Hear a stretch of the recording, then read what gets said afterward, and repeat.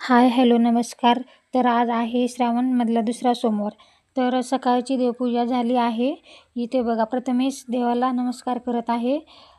तर आज आहे ना उपवास होता म्हणून शेंगदाण्याचे लाडू बनवले आहे. शेंगदाण्याच्या लाडूची रेसिपी पाहिजे असेल तर मोठा व्हिडिओ बघा. तर प्रथमेशला शाळेतून घेऊन आले होते घरी. तर आल्यानंतर त्याला नारळ फोडले होते सकाळी. तर प्रथमेशला दिले नारळ खायला. तर इथे मी बिना पाकातले लाडू बनवले आहे.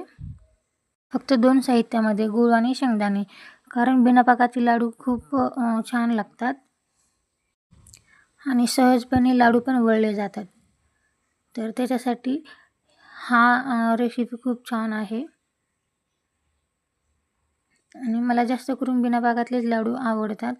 तर तुम्हाला कसे आवडतात नक्की कमेंट करून सांगा. तर इथं प्रथमेशला खायला दिले होते लाडू. तिला पण खूप जास्त आवडले लाडू